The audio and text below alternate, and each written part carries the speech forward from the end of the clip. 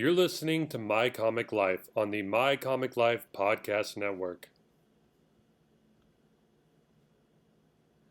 Welcome back to My Comic Life, folks. That's right, you found your one-stop podcast for all things geek, nerd, comics, sci-fi, pop culture, movie, TV, video games. If you're into any of that or all of that, you have found the podcast for you, My Comic Life, right here, right now. Joining me each week in the My Comic Life studio, well, folks, he's the only man I know who's beaten Dominic Toretto 12 times in a row in the quarter-mile race. Alex, say hello to the family there, Alex.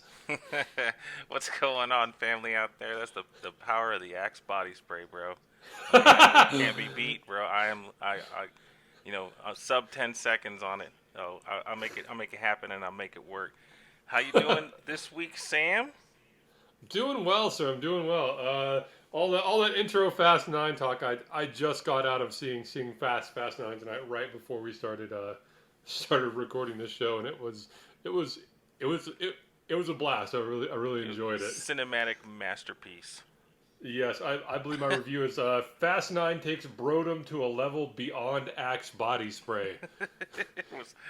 It had me sold, so I bought another ticket. Yeah, actually, I might go see it again. That was just some. I think you put it best. Like, put your brain in the seat next to you and just sit back and relax. That was just a fun movie. It was good stuff, man. But that's not why we're here. We're here to talk to all of you out there listening about some great news coming with some comic books related material this week. Sam, would you please take us into it? Sure. Getting things started on the DC side of things, we got some stills from the upcoming Flash movie. The Flash had a few interesting set photos released in what looks like Michael Keaton on the set. Now, theories are flying that Keaton is reprising his role as Bruce Wayne and maybe even Batman. The so far unconfirmed rumors have fans eagerly excited to see what the Flash movie has to offer. Alex, first off, I got to ask you here, do you think Keaton has been brought on to revisit his iconic portrayal? Oh man, I certainly hope so. He was a banger of a Batman. He's kind of the one that really set it all off for me. That was I guess you could say it was Tim Burton's the way he directed the movie, because he kept it dark and he understood the character and kind of the weird duality that Bruce Wayne and Batman hold, but Keaton did a very good job portraying that. So I certainly hope that he is brought on here. If that is the case, then it actually opens up a whole wide range of kind of theories for this movie. What about you, Sam? Do you like that Keaton was brought on, and do you think he's here to be the man in the cape and cowl? Oh, hell yes, man. I'm so thrilled Keaton's back on a DC movie set. He's got to.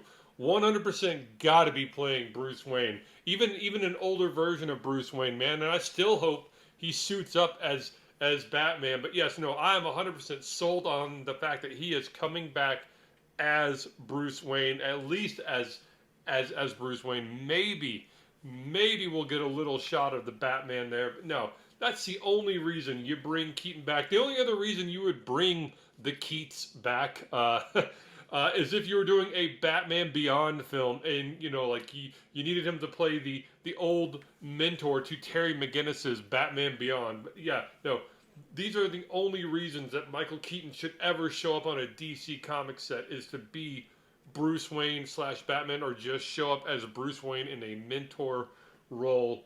Sold. He's gonna be Bruce Wayne Batman in this Flash film. Yeah, I gotta throw another question. Yeah, oh my gosh, yes, the '89 Batman. Oh my gosh, you don't understand the impact that film had on my life.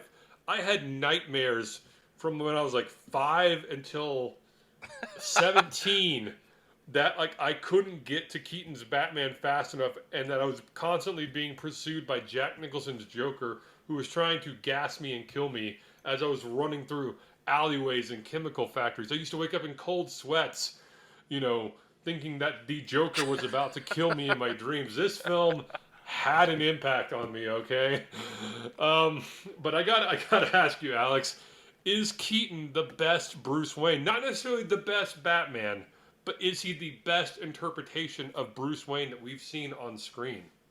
I would say yeah. You know, as far as like the Batmans that we've seen, um, you know, of course, there's Keaton, who was, in my opinion, the best Bruce Wayne, but kind of he was a mediocre Batman. And then you've got, who was the second one? Was it Kilmer?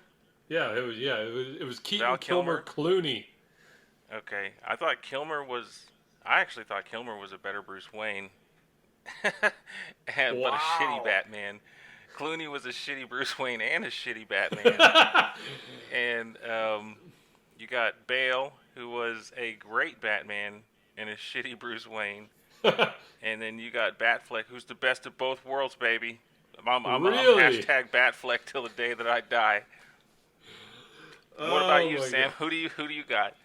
Oh man, you have just like blown the doors like wide open here for me. Yeah, man, Keaton played a great Bruce Wayne.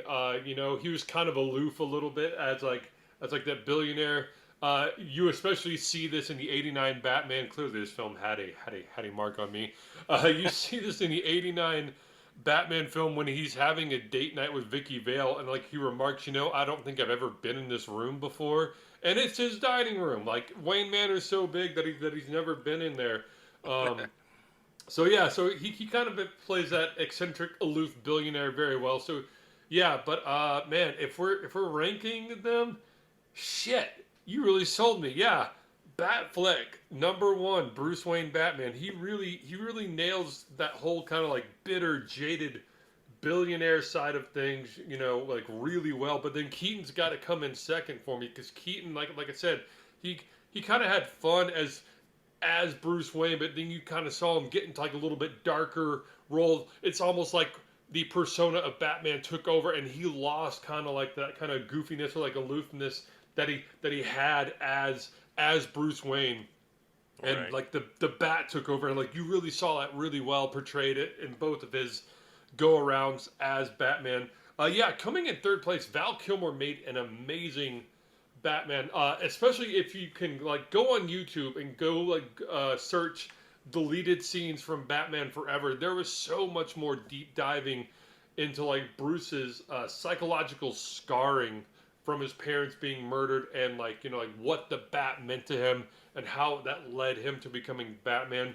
Yeah, Kilmer doesn't get enough credit. I don't think for being such an amazing Bruce Wayne. He really played that role well, and then unlike Keaton, who like became like a really dark, great Batman, poor Kilmer became a campy Batman as soon as he threw on his nipple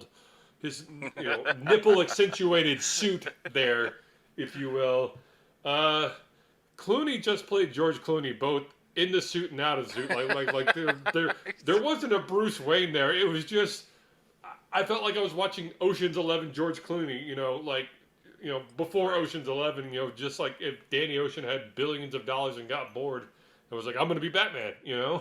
Um, but special recognition goes to Kevin Conroy for being one of the first Batman to do like a Bruce Wayne voice and then a Batman voice, kind of separating it. And Bale didn't do a bad job as Bruce Wayne. I just felt like as like the films progressed, so like Bale first started out as like the fun billionaire playboy, kind of again, kind of like Keaton did a little bit, kind of playing Mhm. aloof and just kind of like fun loving, as like a shadow or as a way to like fool everyone around them that he's really this angry, depressed guy. The only thing that kind of like stunted Bale's performance is that as the movies got darker, he lost kind of like that whole like dual identity thing and just became more and more of a wholly depressing person to be around on screen. And not that it didn't kind of work for those films, but I mean, like going back and rewatching them, by the time like we reached the third one in that film, he's just a super depressing guy to be around.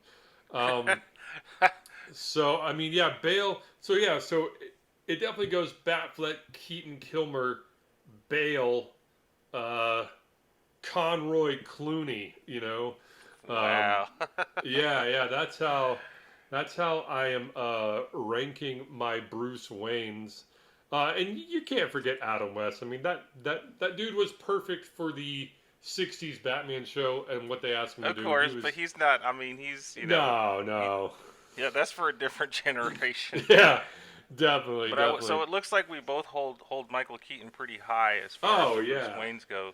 But so do you like going back to this Flash movie? Do you think that them casting Keaton, and I think you mentioned that there were some set photos of the actual '89 Batmobile yeah. They coming just out? got leaked like this week. Yeah, there were pictures of an '89 Batmobile on set, like in a Batcave. Once again, goosebumps there. Yeah, for Um, real. Which is like probably we could debate it on a different day, but that's definitely up there as the best Batmobile ever. But yeah, I will say, do you think that if Keaton is brought on to be Bruce Wayne slash Batman, do you think this lends the validity to the rumor that this film will be based on the Flashpoint storyline from the DC Comics? oh, totally, totally. I think this lends 100% validity to it. We see the Flash experimenting with time travel a little bit, both in both versions. Well, yeah, sorry, no, in the Snyder Cut version, we see him, kind of starting to play with time travel just a little bit. But yeah, if you've ever read the Flashpoint comic book, and spoiler here, this is the main kicking off point for Flashpoint. Uh, Flash decides to run back in time and save his mom from being killed by the Reverse Flash, Eobard Thawne, and so he wakes up in a universe where his mom is still alive. I think his dad has died of natural causes. Mm-hmm. Um, so and yeah, he's in an alternate timeline or like alternate universe, and so yeah, I could totally see Ezra Miller like running back in time to save his mom from being murdered, and then he wakes up in the '89 Batman universe. Like that's like his central universe or like the alternate timeline he's created or the alternate universe he wakes up in which his mom is still alive. Uh, but yeah, Michael Keaton is now Batman instead of Ben Affleck. So Right. yeah, what about you? Same question to you? Do you think these pictures and you know this lends validity to Flashpoint being this movie? Yeah, I do. I do think that we could see at least they could incorporate some elements of that storyline into this movie. I hope that they don't kind of go like shot for shot of it. I know a lot of times DC kind of just borrows super heavily from the comics, and I hope that they don't do something like that. I mean, mainly talking about I guess the animated side of DC, but I would like to see them experiment a little bit more. I mean, you've got Michael Keaton, man. Let kind of just let the man don't hold that man down. He's not the kind of actor where you let him stick to the script because he is so like intense and he's he's got a lot of talent when it comes to being in front of the camera. So I hope that they let him kind of really put his own spin on it. It's been a while since he's been Bruce Wayne and Batman, so hopefully he can get back into that mode. Find that psyche or where that place that he was in when he was filming those movies a long time ago. But I guess that's not the only superhero from the Justice League that we're going to be seeing in this movie, Sam. No, another leak from the set of the Flash movie. Man, this thing is full of leaks. Uh, Came with the first look at the DCEU Supergirl in costume. Sasha Callie's Supergirl costume was teased and admittedly looks very cool. The costume seems to borrow heavily from the DCEU Man of Steel counterpart, looking more like alien armor than spandex. Alex, what are your initial thoughts on this costume? Oh, it looks pretty bitchin', dude. I really like. They kept the blue and red iconic as always, but the this the amount of each color, because like Henry Cavill's Superman. I guess we, for lack of a better term, we could just call him Superman Prime for the DC universe. Um, his is more blue than it is red, whereas this costume on Sasha, I almost said Sasha, on Sasha, Sasha. on Sasha's costume has a lot more red in it, and it kind of it really pops a lot. I I think when I saw the full body costume, I didn't see any red boots, so I got a problem with that. But I'm willing to set that aside because the rest of the costume looks really cool. I really like her short hair, and I hope that they can really make something of this. I do like the armor look of it rather than the kind of like smooth spandex that you get from Reeves or Roush. So I like the direction that they headed with that, and I really, it's not Henry Cavill. It's not like my favorite Superman, but I'm really interested to see what um, what they present with this. What about you, Sam? Do you like, you know, what did you think of the costume? Oh, I think the costume looks great. Yeah, it totally looks like it came right off that spaceship from a Man of Steel. It definitely is very akin to Henry Cavill's costume. She looks awesome in it. Yeah, no, costume looks great. I'm seeing some hints, just very, very, very little, but some hints of the Injustice Gods Among Us Supergirl costume, and they're just a little bit. Um, but no, this looks like it comes right from the Henry Cavill Superman universe, and yeah, it really looks like they are cousins in the comic books, and I would say this suit looks like a cousin to Superman's costume. I'm very excited to see her portrayal of Supergirl in this film, and like you put it best, it doesn't look too spandexy, and she's not wearing like a skirt or anything in this one. Like it's full on like Kryptonian body armor, and she looks like she's ready for a fight. And yeah, no, I was pleasantly surprised. I didn't quite know what to expect, but yeah, she looks fantastic in this costume. And like I said, I'm excited to see her appearance. Do you like the direction that this movie is headed, Alex? Are you excited by these photos, or do you still need more? So going back to what you were saying, I I think that the security for this film production they gotta get their head out of their ass, dude. They need to figure that out because these leaks just keep coming and they keep coming, and by the end of by the time this wraps, we're already gonna know you know all the secrets of this movie. So I hope that they do kind of can keep a lid on it, because the less that I know about it, the more I feel like I will be surprised when the actual movie comes out. But I like the direction that it's going. Sasha looks great. Ezra Miller is not my favorite Flash, but I mean um, he was better in the Snyder cut than he was in the Whedon cut. So yeah, and bringing on Michael Keaton, absolute amazing person. So I'm excited. I can't wait to see. I guess they're still filming right now. I don't know how far along they are. So that's basically my thoughts on it. What about you? Do you really are you engaged in what's going on with this movie production right now, or are you just kind of Oh, like just waiting to see what happens? oh no, I'm totally engaged. Flashpoint was a really fascinating and great read, comic wise, and considering that, yeah, I really do think that they were heading with a Flashpoint storyline. Yeah, no, like I'm hooked. Even though yes, this thing's got to right the ship, and they've got to stop leaking all this stuff.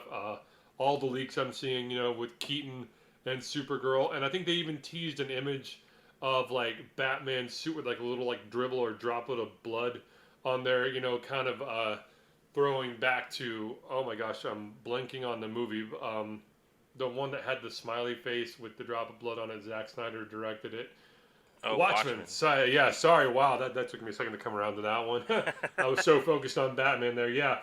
So even that photo of like the Bat costume, like the little Watchmen-esque droplet of blood on it. I mean, just every new like little photo we get, like just gets me more interested and more excited for this film. Um, I'm ready for a trailer. And you know me who thinks trailers just ruin everything. No, like I want to see all this come together and like see like just get a hint of what this movie's going to be about. So like, yeah, no, I mean, enough with the set photos. Give me a trailer. San Give us Diego Comic something, Con. DC. Damn, Yeah, man. Like, oh god.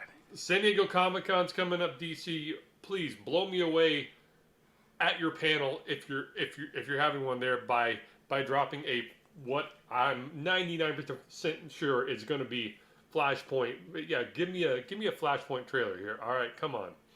But hey, yeah, details of this untitled Flash movie are still scant, but rest assured, if anything of substance is released, we here at My Comic Life will be on top of it.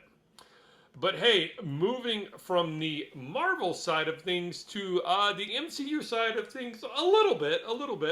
An unofficial introduction to the MCU happened this week. In a promotion for his new movie Free Guy, Ryan Reynolds took the opportunity to suit up as the popular Merc with a Mouth again. Deadpool sits down to react to the upcoming film coming out August 13th and has a special guest join him. The lovable Korg from Thor Ragnarok sits down next to Deadpool and the two of them react to Reynolds' movie. The voice of Korg is, of course, director Taika Waititi, who also stars as Antoine, the main antagonist of this movie. Free Guy is about a bank teller, Reynolds, that discovers he's actually a non playable character or NPC for you gamers inside a brutal open world video game. Alex, do you think that this is an official introduction of Deadpool into the MCU?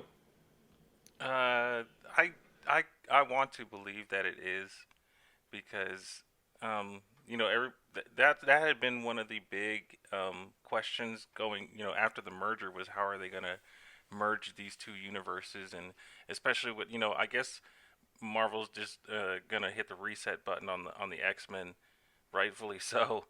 But Deadpool was super popular, and you couldn't just like throw something like that away. So I was always wondering how they were gonna be able to merge these two of them, and if they were gonna make a big deal out of it. And it's really funny to think that they were just like, nah, we'll just put out this Deadpool reacts, and we'll just stick Korg in there and just make it kind of like like, hey, he's in here, he's in the Marvel universe now. So for them to make it that low key and not make a huge deal about it, I thought was it was very in character for somebody like Deadpool. But I mean, do you think that this was a kind of the introduction of Deadpool into the MCU, or are you looking for something bigger than this? I'm looking for something a little bigger than this. I don't think that this is his official introduction. I think, this is people testing the waters or, like marketing people just getting us, like the mass audience comfortable with the idea of seeing Deadpool next to established MCU characters, even if it is, some obscure character like Korg, I think the introduction of excuse me, Deadpool is coming, but like I would expect him more to like pop up in like Doctor Strange and into the multiverse of madness, like that being his official introduction. I think this is like an unofficial wink and a nod to the fans of like, hey, we're just testing the waters here, like we want to get you guys comfortable with the idea of Deadpool, being next to other Marvel characters because guess what? It's coming. Yeah, it's definitely coming down the pipeline. But no, like I said, I expect him to show up in like like either like the first X-Men movie, that Marvel does out of the gate, or the Doctor Strange film, or they're just gonna make a third Deadpool film and just set it in like one of the multi Marvel universes that are apparently coming our way. But let me ask you this: would you like to see more Deadpool reacts videos? Oh, 100%. I want one like every week. This trailer was hilarious to me. It was really funny. I think it would be really funny for them to bring on, other um, obscure characters in the MCU to have them kind of guest star every week. Uh, but the more, I don't know. I just really liked like the way that Reynolds does Deadpool. I really like Ryan Reynolds anyway. I mean, who doesn't? But um, any opportunity that I get to see Deadpool do what Deadpool does is a definite plus in my book. So I would like to see one of these at least once a week in some kind of TikTok form or something or anything. Like just keep me reminded that Deadpool's there, and like you said, that the Deadpool 3 has got to be coming down the pipeline in some form or fashion down the road. Would you be able to watch something like this on a weekly or bi-weekly basis? Oh hell yes! I am sold, sold, sold on this. Uh, to quote RoboCop, I'd buy that for $1. Yeah, no man. Yeah, no, I'm totally like I was watching this like during show prep, and you could hear me like I was laughing out loud, and it takes a lot to like an audibly loud, chuckle or like laugh out of me, and like I was cracking up watching Deadpool's reacts to the Free Guy trailer. It was hilarious. Ryan Reynolds Yeah, through and Sam through. is famously stoic out there, ladies and gentlemen. Oh my gosh, yeah, Alex is one of those few people that can really pull it out of me there. Um, But yeah, no, I mean Ryan Reynolds through and through just embodies the character of Deadpool so well. I mean, just brings him to life beautifully. So no, yeah, I could easily like I would love to see Deadpool reacts to like Fast Nine and just other That would yeah. be I really think funny. I think that would be hilarious. No, like a series, especially like a brief YouTube series like this has such potential. He should definitely continue to like do this, like you said, bi-weekly or every week. Yeah, no, it would be fucking hilarious to see him do this. And yes, like you bring in different guest stars, and hey, yeah, no, if you want to keep getting people used to and warming up to the idea of him being in like the MCU, I don't even care if it's obscure characters like Korg, but yeah, keep having him saddle up next to like different MCU stars every week. If you wanted to break the internet, you would have a Deadpool reacts with Hugh Jackman as Wolverine sitting on the couch Man. next to Ryan Reynolds as Deadpool. And yeah, no, people would go ape shit for that. I mean, people would lose their minds. In fact, if you do that, I'm copywriting that idea right now. You heard it here, folks. First on My Comic Life, there's got to be a Hugh Jackman as Wolverine and Ryan Reynolds as Deadpool. Deadpool reacts trailer at some point. But yeah, Absolutely. hey, So let me ask you this. Um, you said that you would be able to handle something like this on a weekly or bi-weekly kind of YouTube series formula. But how long do you think it will be before we get Deadpool in an actual like MCU production, whether that be Deadpool 3 or like you were alluding to, Doctor Strange and the Multiverse of Madness? uh, so I mean, like I said, don't take this as gospel by any means, but yeah, I could see him popping up in the multiverse of madness in like one of the alternate universes, so that way the MC or Marvel doesn't have to totally bring Deadpool into like their PG-13 family friendly established DC or I mean, sorry Marvel 616 prime timeline universe. Like look, here's Deadpool in universe 818. And so Hmm. there is a Deadpool universe out there. um I would be shocked, but also excited if they actually brought him into like the Chris Hemsworth, Chris Evans, Robert Downey Jr.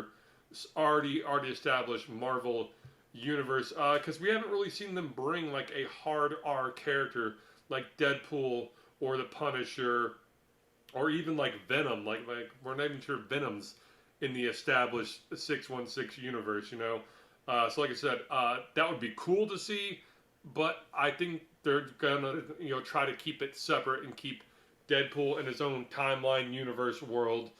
But no, I think we're gonna get the Eternals coming out, of course, Spider-Man and Doctor Strange into the multiverse of madness. But sometime after Doctor Strange, I could easily see a Deadpool 3 coming out. But same question to you, Alex. How long before we get Deadpool in an actual MCU production?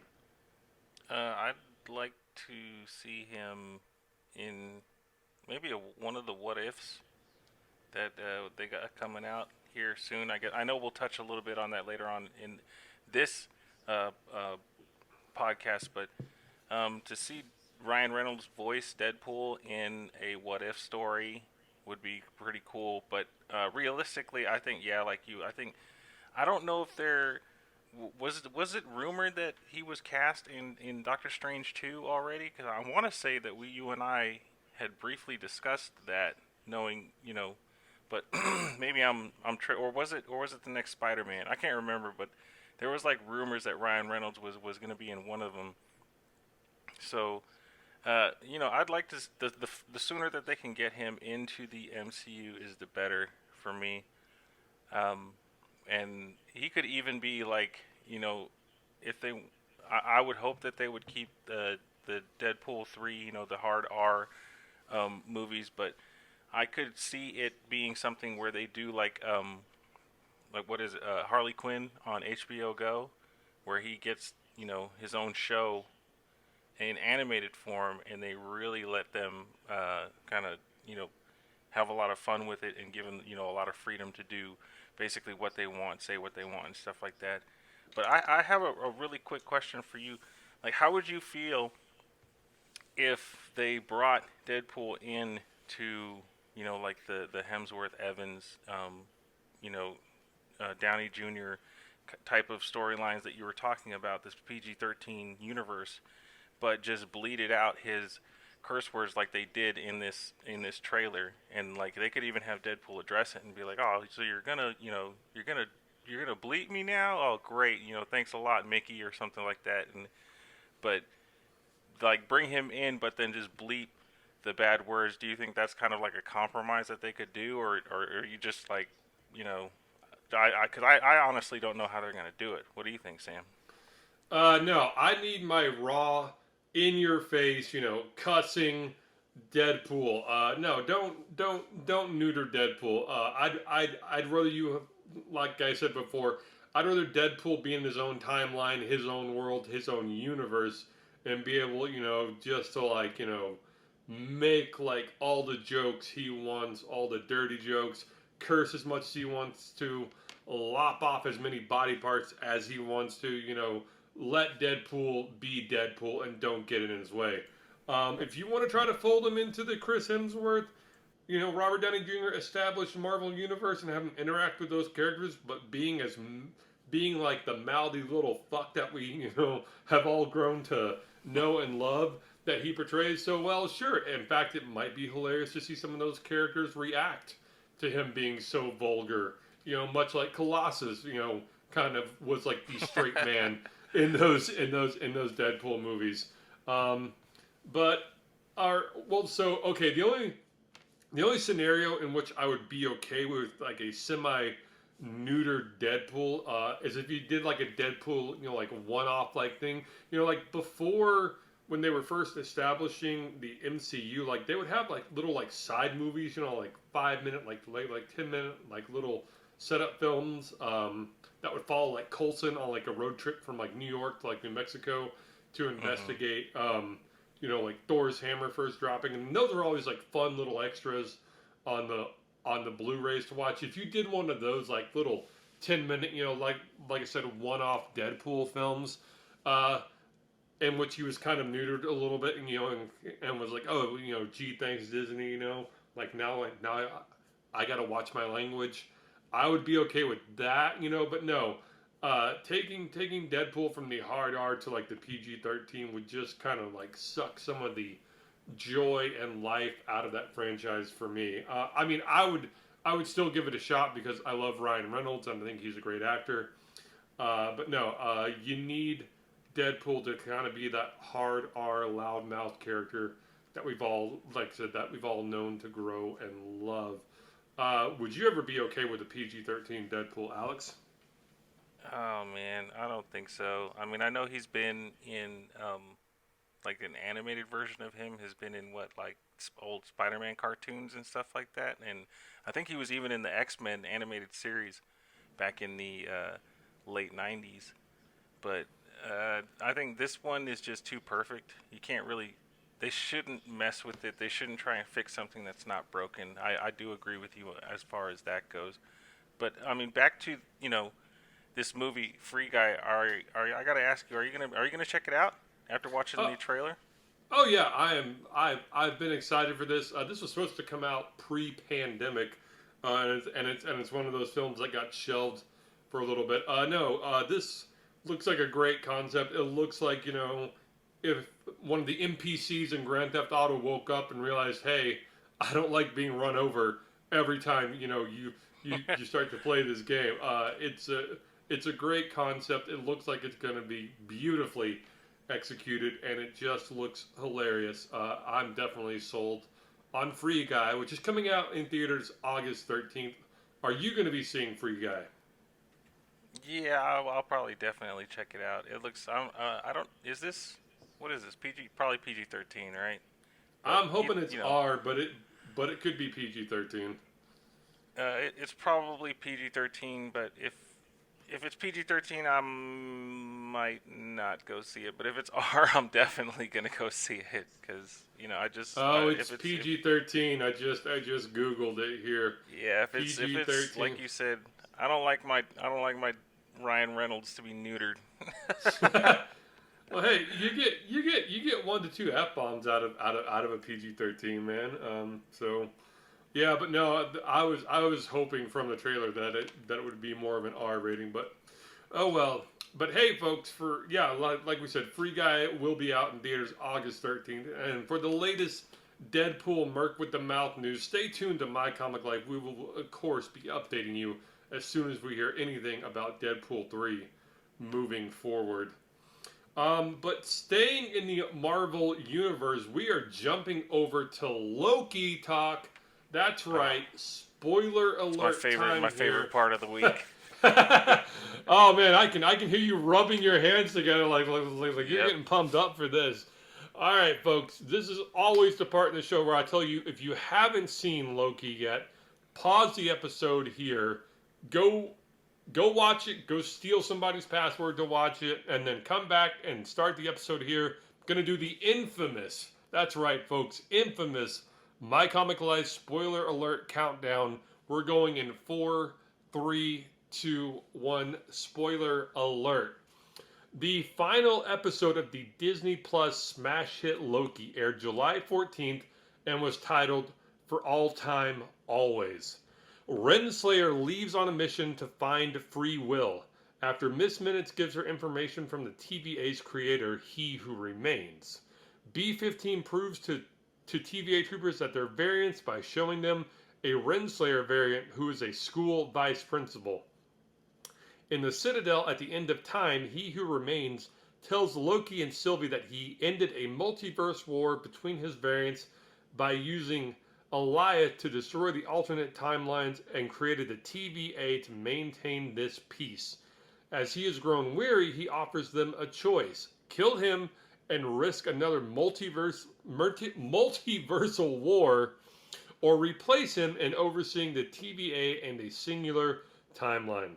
Now, Sylvie wants to kill him, but Loki pleads with her to stop.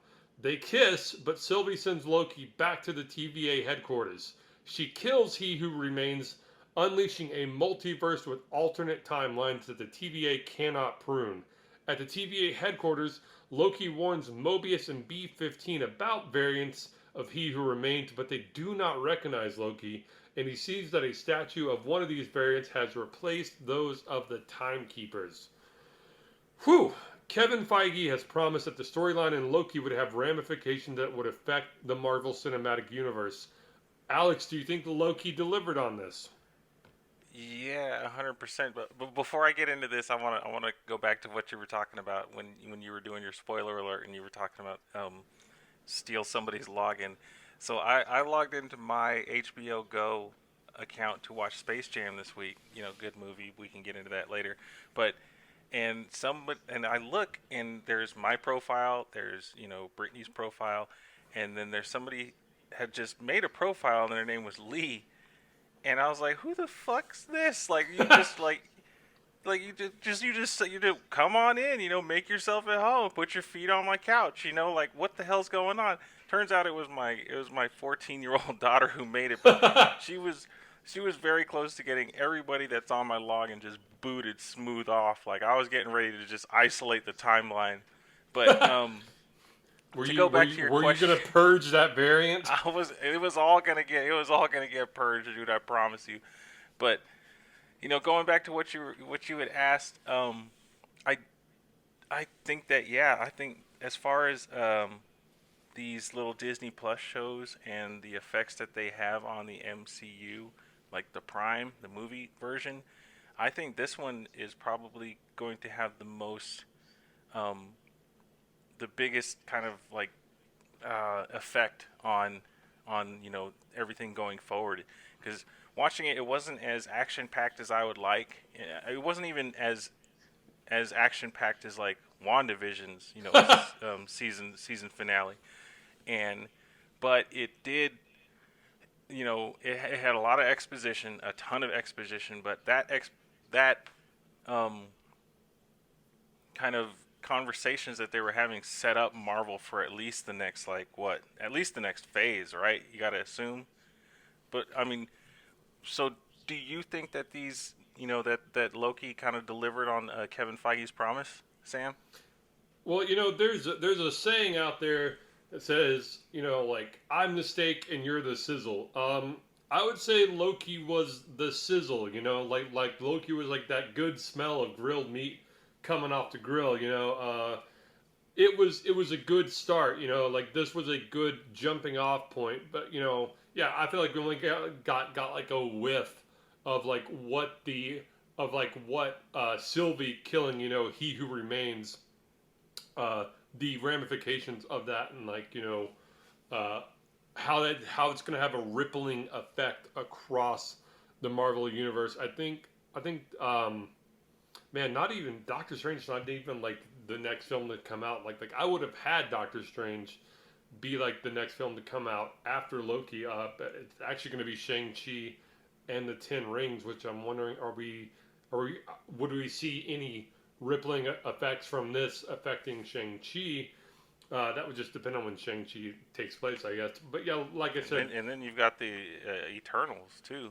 yeah, well, that was my other point I was going to bring up. I saw a fascinating theory that, people were like, hey, why didn't, Thanos, wiping out half the universe bring the Eternals out of hiding?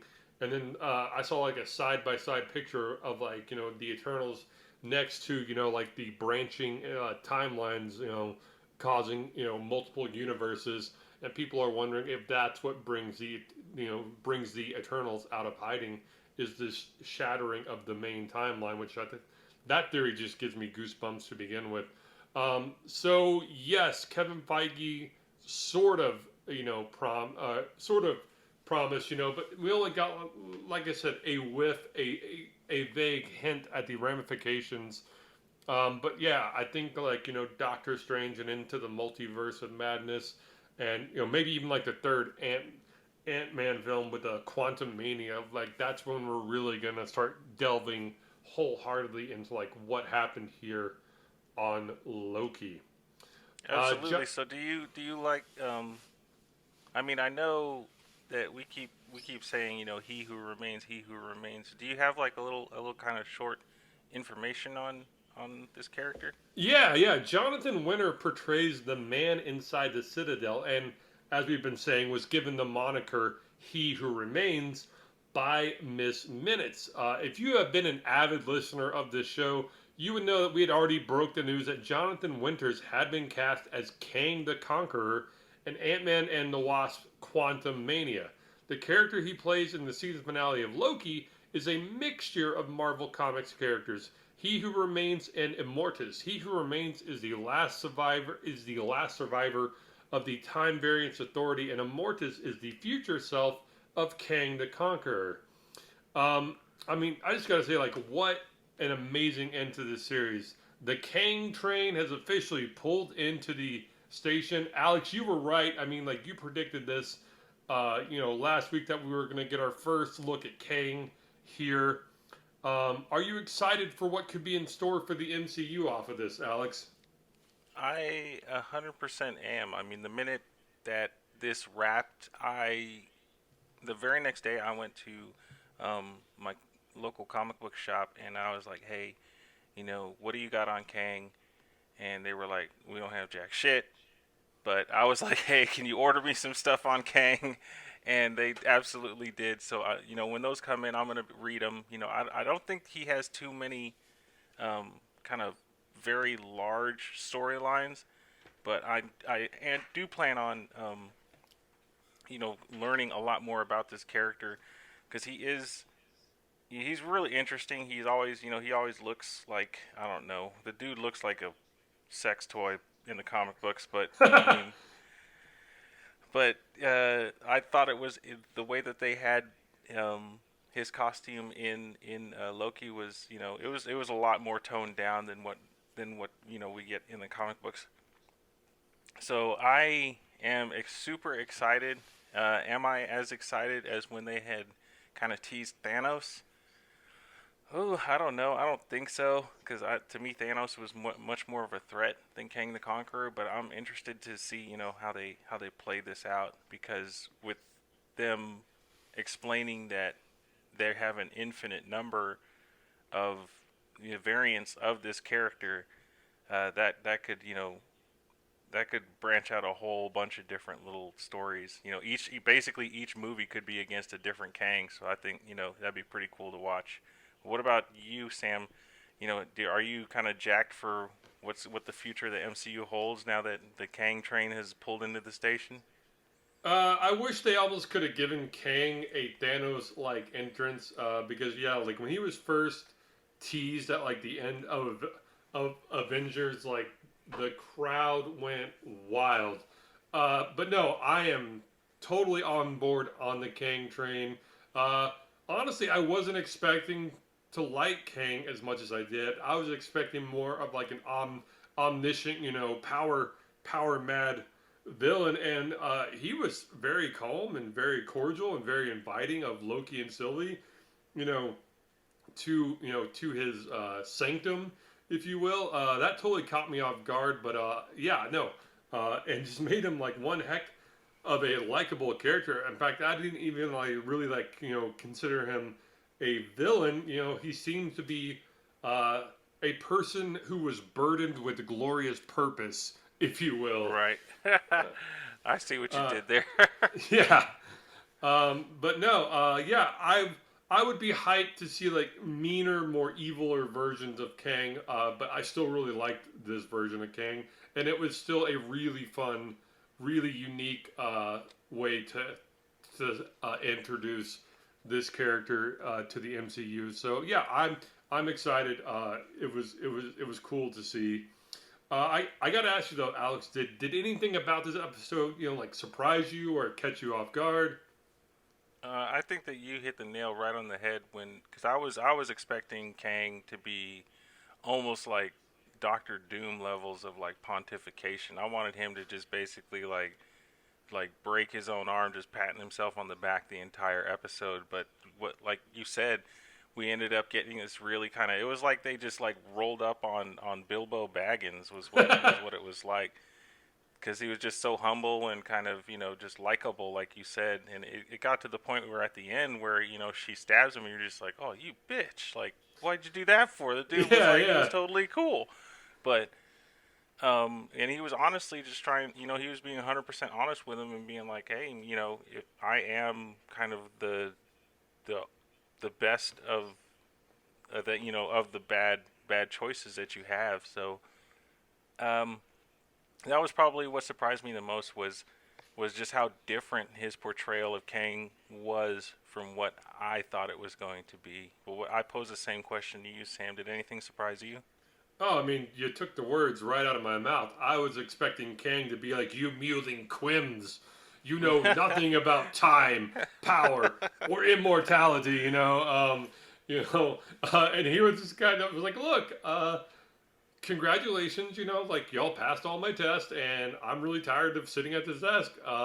So here's your two options: kill me, and I'll be reincarnated, and I'll just see you next time around, or take over and maintain the timeline. Either way, have at it, kiddos. I mean, he was Yeah, more like we were expecting like the X-Men animated series version of Apocalypse, but we ended up yeah. getting like the Black Willy Wonka. It was really different, man. Oh my gosh, I think that is the best description so far. Like you nailed it on the head. The Black Willy Wonka, yes. Yeah. Do you want to take over the candy factory, or do you want to shut it all down? Yeah. No. So yeah, like I said, Kang's entrance, or he who remains, totally caught me off guard. But I still really liked it. Favorite moment from this episode?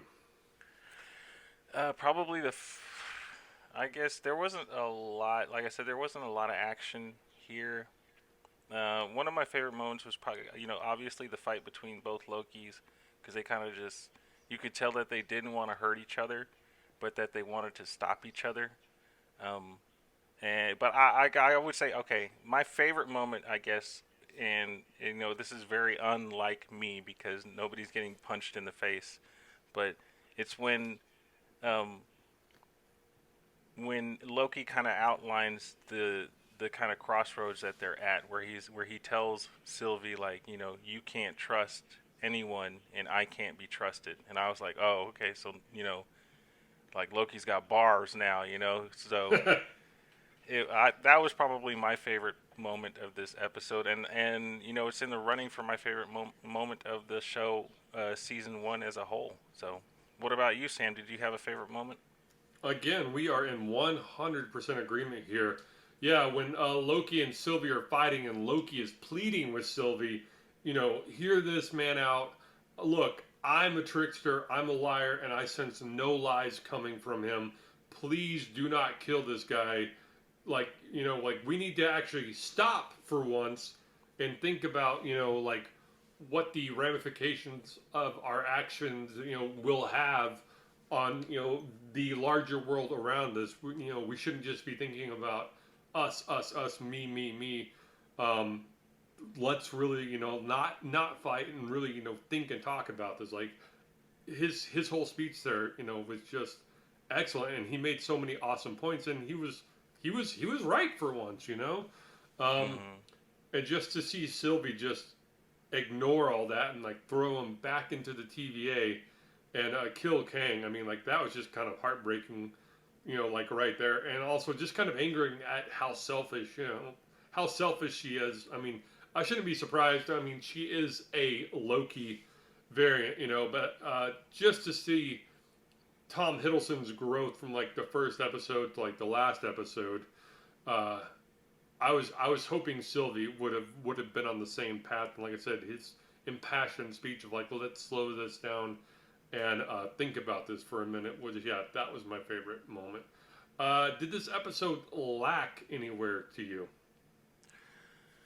Um, like I said, I know I'm always the guy that just craves the action, craves the fighting, the explosions and stuff like that. But I thought they did a really good job with this. The only place where I felt that it lacked is probably in the eyes of the casual fan, and I only say this because, I watched this show with my girlfriend. And at the end of this one, she was just like, "Well, who the hell is that?" She had way more questions than answers going into this episode, and I feel like a at the time what we thought was going to be a series finale, but it just ended up being a season finale. Um, they should answer those kinds of questions. You shouldn't really, because at the end she was just like, "Well, this is kind of stupid," and because she, as a casual fan, you're expecting gun battles and fighting your way out and almost losing but making it out. But it did a good job for people that are familiar with the character. But if you're not familiar with the character, you are very kind of caught off guard and surprised by what they did. And so that's probably the only place where the episode lacked for me. But what about you, Sam? No real lacking anywhere for me. The only thing I would just love more time with Mobius, and just I would love to see more of like his variant backstory, and we may get that in season two, and why we didn't quite get it in season one there. But no, I mean, this was, I mean, this was a much more, uh, exposition heavy episode than I was expecting. But I really didn't mind it. I liked the pace that it went at, and like I said, I just wanted to spend more time with Mobius. Um, but yeah, no real overall lacking in this episode for me. Didn't get that jet ski shot, man. Yeah, yeah. I wanted him riding into battle on a jet ski. Yes, that is for sure. That would have been awesome to see. What would you rate this episode, Alex? And what would you rate the series as a whole?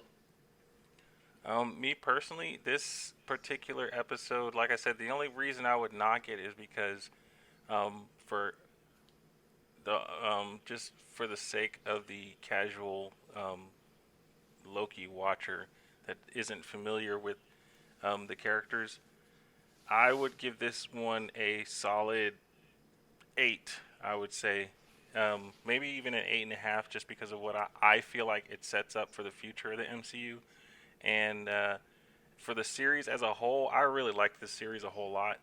It's kind of neck and neck with like Falcon and the Winter Soldier for me. It's just that Falcon was a lot more action packed and a lot more of my style. But I feel like like we were just talking about, the ramifications of Loki are way more consequential than what we got out of Falcon and the Winter Soldier. So I would put this. Let's say I gave Falcon and the Winter Soldier probably like a 9. I would give this like a 8.75 as a series. So that's where I'm at with this particular episode and with the series. But Sam, again, I have to pose the same question to you. Please rate this episode and please rate this series as a whole. This episode, like I said, kind of caught me off guard, but in a good way.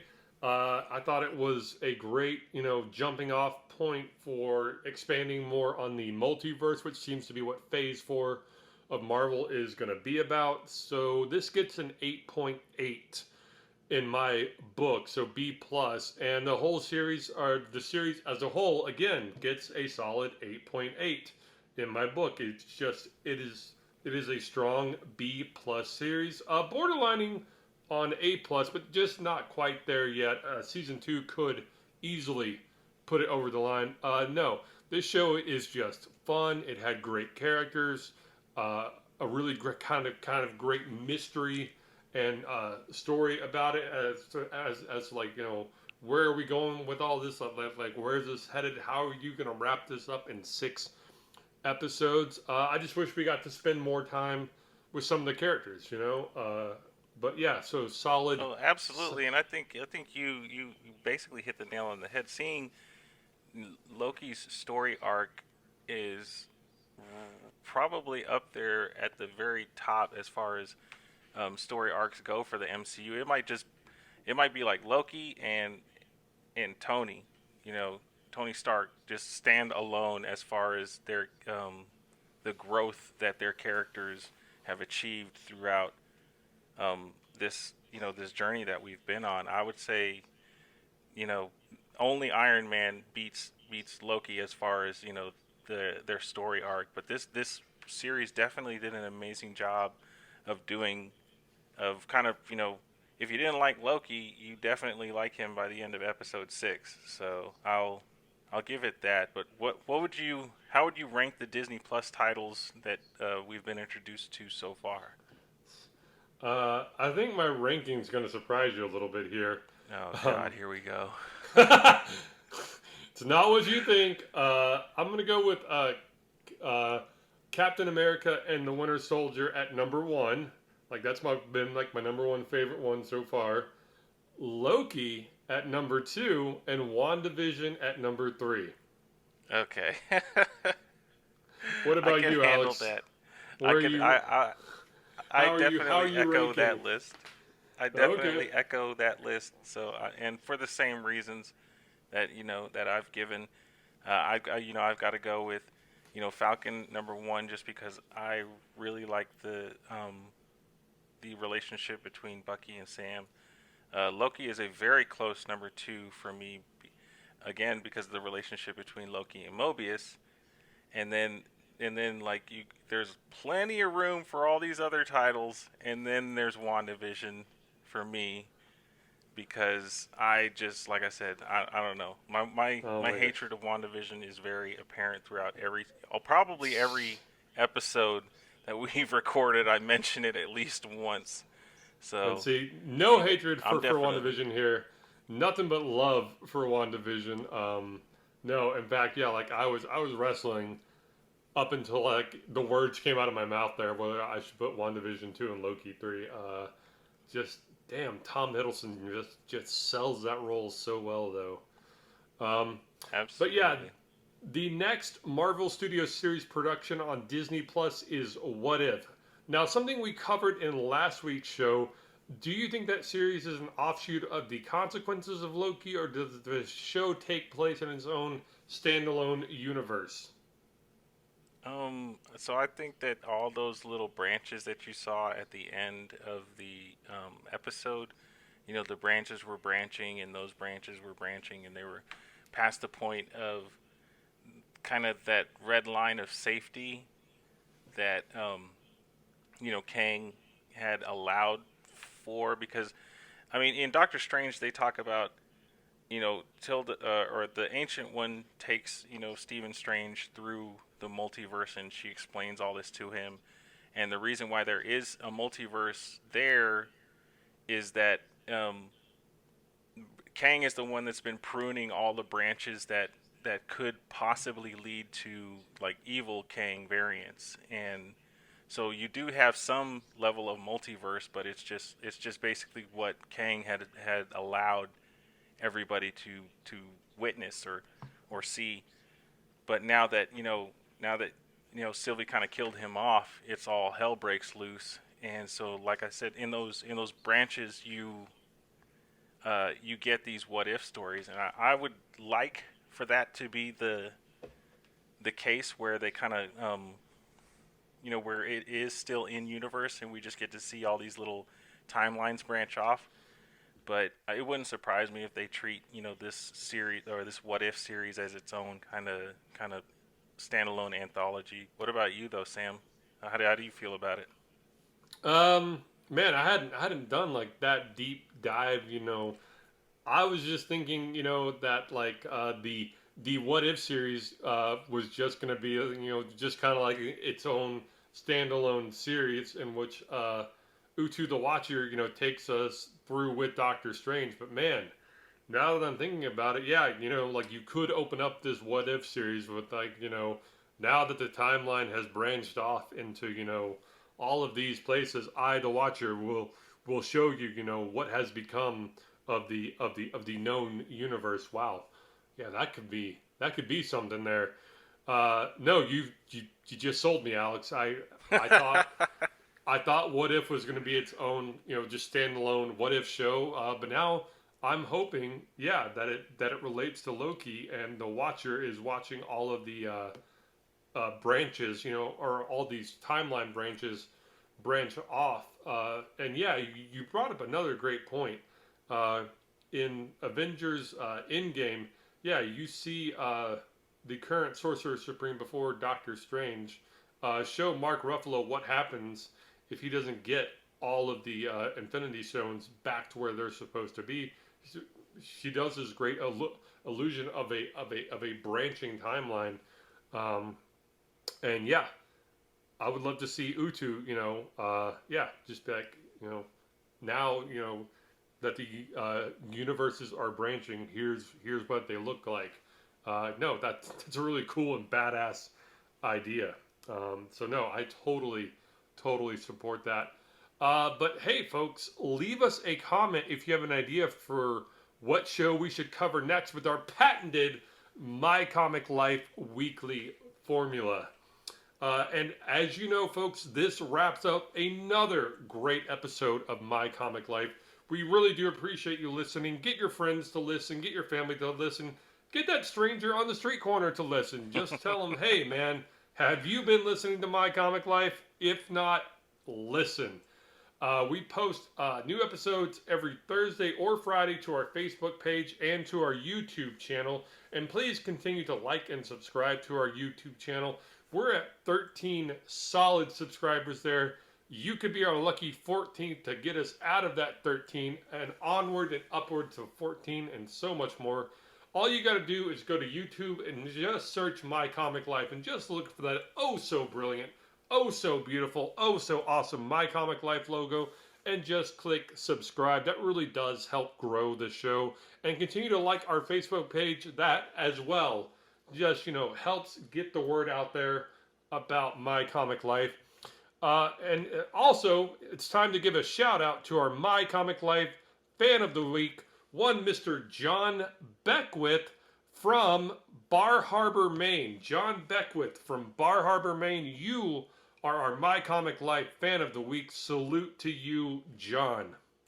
Salute, John. Thank you very much for checking us out. Yeah, John, thank you for liking and subscribing to our Facebook page. Hey, folks, if you have ideas, if you want to hear us talk more about Batman or more about DC Comics and the DC film universe in general, if you want this to be a totally Marvel Disneyplus show, let us know. Reach out to us. Email us at realmycomiclife@gmail.com. Again, that email address is realmycomiclife@gmail.com. Also, damn it, apologies to Kevin Smith. I'm sorry again, sir. We just ran out of time. We just couldn't get you on the show. Maybe we'll see you at the Cannes Film Festival this year, and we'll squeeze in an interview there. But until then, folks, as always, ditch the herd. Be a nerd. Stay strong out there, my friends.